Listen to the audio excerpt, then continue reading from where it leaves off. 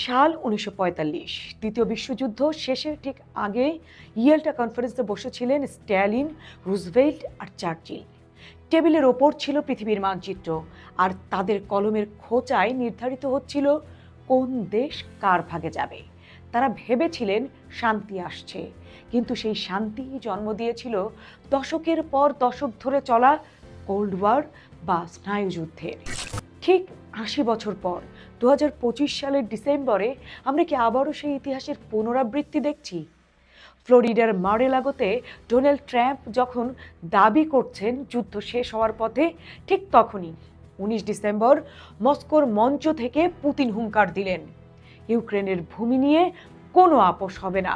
অন্যদিকে একজন রুশ জেনারেলের ভয়াবহ গাড়ি বিস্ফোরণে মৃত্যু কিয়েভের আকাশে কালবৈশাখীর মেঘ জমিয়েছে।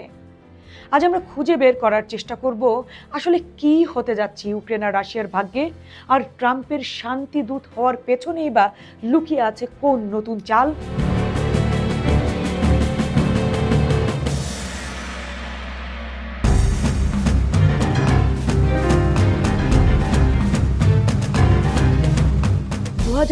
সালের ১৯ ডিসেম্বর বছরের শেষ সংবাদ সম্মেলনে উপস্থিত হয়েছেন পুতিন। ৪ ঘন্টার বেশি সময় ধরে চলা এই অধিবেশনে পুতিনের বডি ল্যাঙ্গুয়েজ ছিল অত্যন্ত আত্মবিশ্বাসী, কারণ ইউক্রেনের সাথে চলা লড়াইয়ে রাশিয়ার রণক্ষেত্রে এখন বেশ সুবিধাজনক জায়গায় রয়েছে রাশিয়া। তাই পুতিন স্পষ্ট করে দিয়েছেন ২০২৪ সালের জুনে তিনি যে শর্ত দিয়েছিলেন সেখান থেকে তিনি এক চুলও নড়বেন না। শর্তের ভেতরে ছিল দোনেস্ক, লুহানেস্ক, খেরসন এবং ঝাপোরিঝিয়ার এই ৪টি অঞ্চল থেকে ইউক্রেনীয় বাহিনীকে পুরোপুরি গুটিয়ে চলে যেতে হবে। ইউক্রেনকে আনুষ্ঠানিকভাবে ঘোষণা দিতে হবে যে তারা কখনোই ন্যাটোতে আর যোগ দেবে না। ব্যাপারটা খানিকটা এরকম, ধরুন আপনার ঘরের ভেতরে ৩টি রুম কেউ দখল করে নিল, আর তারপর সালিশি বৈঠকে বসে বলল এই ৩টি রুম আমার থাকলেই কেবল আমি মারামারি থামাবো। ইউক্রেনের জন্য পুতিনের প্রস্তাবটা ঠিক এরকম। জেলেনস্কি যদি এটা মেনে নেন তবে ইতিহাসে তিনি একজন পরাজিত নেতা হিসেবে চিহ্নিত হবেন, আর যদি মেনে না নেন তবে রাশিয়া আবার যুদ্ধ থামাবে না। ভাবুন তো কি একটা অবস্থা, পুরোই শাখের করাত। পরিস্থিতিকে আরো জটিল করে তুলেছে সম্প্রতি একজন রুশ জেনারেলের হত্যাকাণ্ড। রাশিয়ার রাষ্ট্রীয় টেলিভিশনগুলোতে এখন আলোচনা চলছে যে এই ড্রোন হামলা বা অ্যাসাসিনেশনের মাধ্যমে জেলেনস্কি আসলে নিজের ডেথ ওয়ারেন্ট বা মৃত্যুদণ্ড লিখে ফেলেছেন। রাশিয়ান মিডিয়ার এই বয়ান কেবল প্রচারণামূলক নয়, এর পেছনে গভীর সামরিক ইঙ্গিত রয়েছে।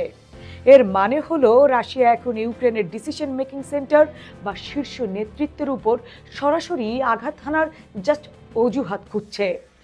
উদাহরণস্বরূপ আমরা অতীতে দেখেছি চেচেন বিদ্রোহীদের বা গুরুত্বপূর্ণ শত্রুদের ক্ষেত্রে রাশিয়া কিভাবে ব্যক্তিগত টার্গেট করে নির্মূল করেছে। জেলেনস্কি কি তবে সেই তালিকার শীর্ষে? যদি পুতিন মনে করেন আলোচনার চেয়ে জেলেনস্কির অনুপস্থিতি রাশিয়ার জন্য হবে বেশি লাভজনক, তবে যুদ্ধের মোড় হবে ভয়াবহ রক্তক্ষয়ী।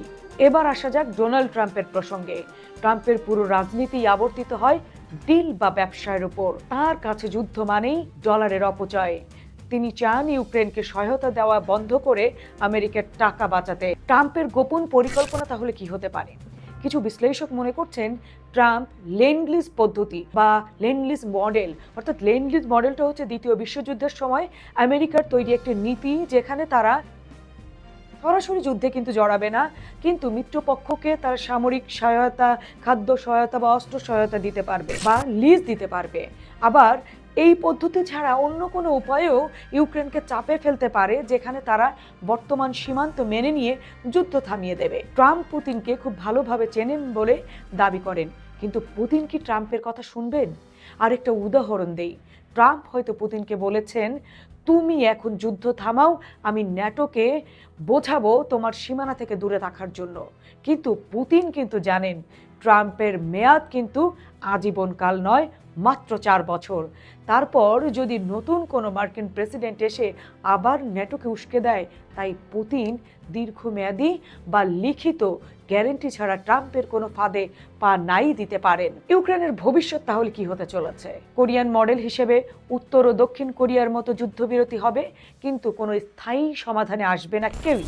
অর্থাৎ বর্তমান দখল করা এলাকাগুলো রাশিয়ারই থেকে যাবে। দৃশ্যপট 2 যদি হয়, সেক্ষেত্রে ইউক্রেনের পতন। যদি পশ্চিমা দেশগুলো সহায়তা কমিয়ে দেয়, রাশিয়া তাদের নতুন অস্ত্রশস্ত্র নিয়ে কিয়েভের অভিমুখে বড় কোনো অভিযান চালায়, সেক্ষেত্রে কিন্তু যুদ্ধ দীর্ঘস্থায়ী হতে পারে। আর তৃতীয়ত, যদি দীর্ঘস্থায়ী সংঘাতের কথা বলি, সেক্ষেত্রে পুতিন বা জেলেনস্কি দুজনেই যদি অনড় থাকে, ট্রাম্পের সব প্রচেষ্টাই ভেস্তে যাবে বা বৃথা হবে। অর্থাৎ ছোট ছোট সংঘর্ষ চলতেই থাকবে। ট্রাম্পের ভূমিকা এখানে একজন জাদুকরের মতো হতে পারে, যিনি হয়তো ইউক্রেনকে ন্যাটোতে না নিলেও এমন এক নিরাপত্তা চুক্তির প্রস্তাব দেবেন যা রাশিয়াকে শান্ত রাখবে। কিন্তু সেই জাদুর কাঠি কি ট্রাম্পের হাতে এখনো আছে? এবার বলি ভিডিওর শুরুতেই যেটা বলেছিলাম, অর্থাৎ 1945 সালের ইয়ালটা কনফারেন্সের কথা। আপনাদের মনে আছে নিশ্চয়ই, সেদিন বড় দেশগুলো মানচিত্র এঁকেছিল আর সাধারণ মানুষকে তার ফল ভোগ করতে হয়েছিল বছরের পর বছর ধরে। 2025 সালের শেষে এসেও আমরা কি সেই একই দৃশ্য? পুতিনের জেদ, ট্রাম্পের ব্যবসায়ী চাল আর জেলেনস্কির অস্তিত্বের লড়াই, সব মিলিয়ে জ্বলছে দেশ, মরছে সাধারণ মানুষ, আর আন্তর্জাতিক বাজারে প্রতিদিন বাড়ছে অস্থিরতা। রাশিয়ান জেনারেলের মৃত্যু যদি সত্যি কোনো বড় ঝড়ের পূর্বাভাস হয়, তবে শান্তি নয় বরং ভয়ঙ্কর কিছু আমাদের সামনে অপেক্ষা করছে। ট্রাম্প কি পারবেন পুতিনকে আলোচনার টেবিলে নমনীয় করতে, নাকি ইউক্রেনকে তার ভূখণ্ড চিরতরে হারাতে হবে? আপনার মূল্যবান মতামত আমাদের কমেন্ট সেকশনে জানিয়ে থাকুন আমাদের সাথে।